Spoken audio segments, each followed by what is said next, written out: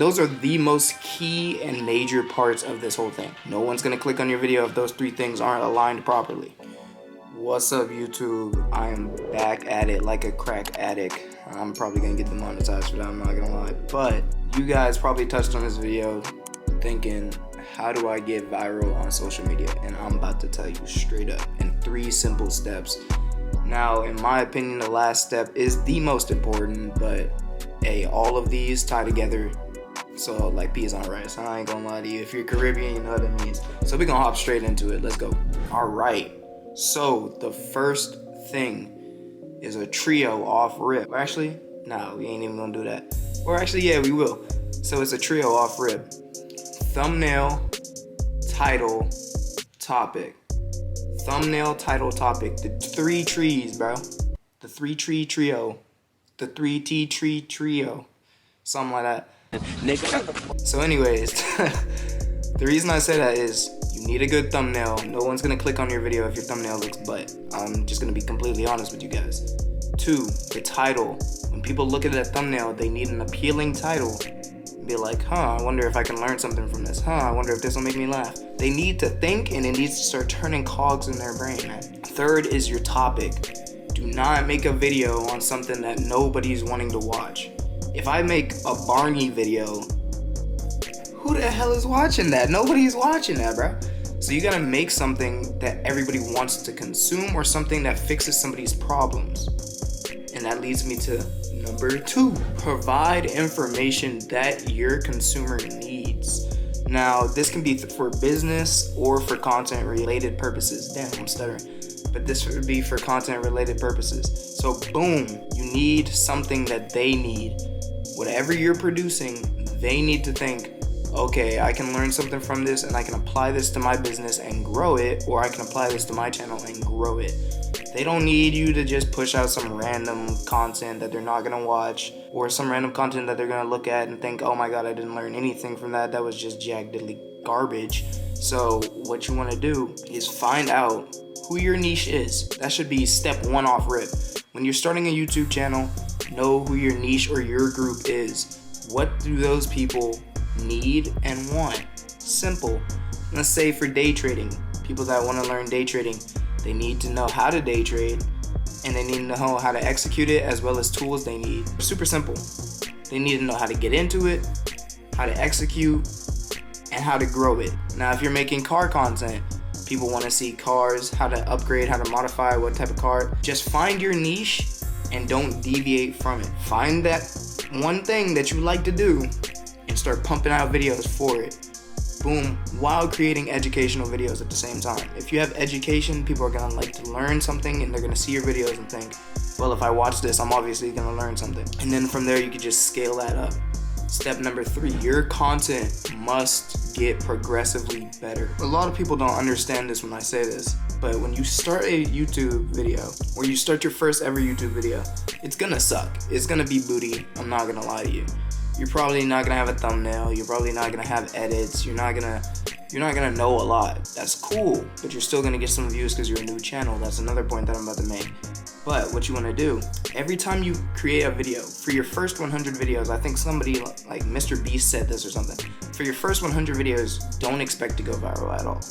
Just don't. This is the harsh reality of it. It's most likely not gonna happen. I mean, it happens, but For your first 100 videos, each video you make, get 1% better. Change one thing through each video that'll make you better and better and better, more appealing to your audience, more informational to your audience. Anything that you can think of, just apply 1% each video, and it'll get progressively better, and you'll start growing and growing and growing more as a creator.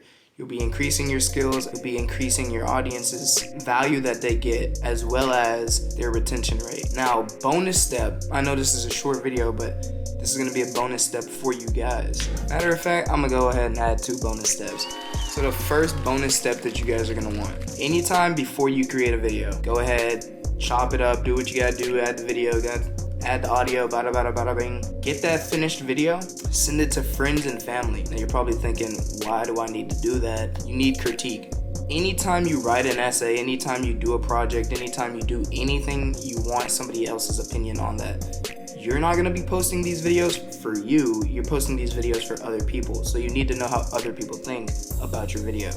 When you get that critiquing, take it or don't take it to heart. They might say it's butt.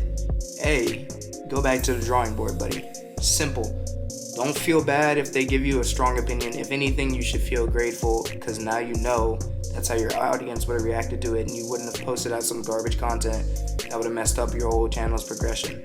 Super simple. So go to your friend with your finished content and go, hey, I want you to review this. They're going to give you an honest review. You're going to take that review and you're going to go chop it up, do whatever you got to do. Boom, now you got a finished product. You're going to send that back to that friend or send that to another friend. Boom. Now you've gotten all these critiques and all these reviews. Then you push out the final product and it's going to go crazy. Step number 5, you need to have a hook.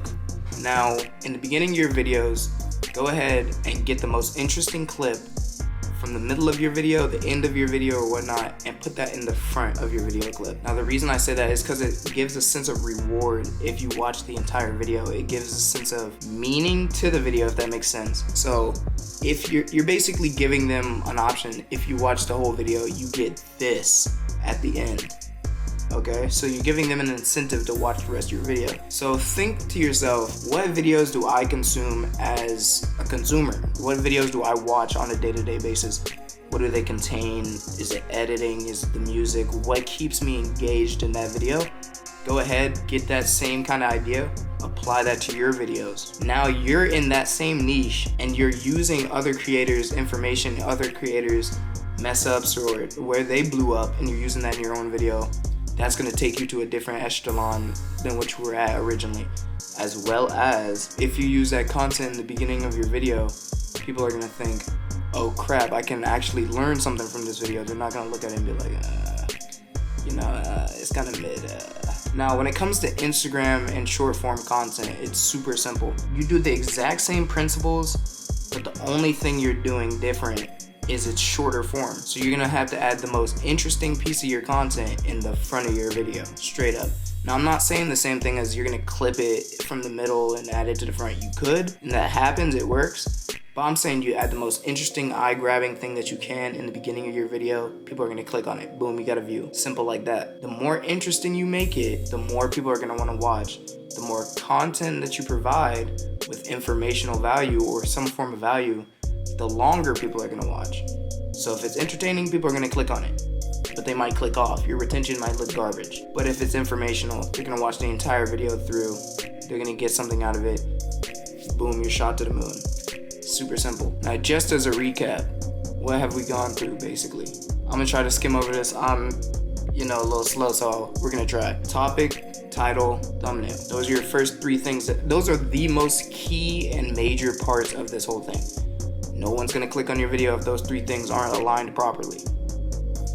Now, the second most major thing is what kind of value do you provide, and is your content entertaining? That's it.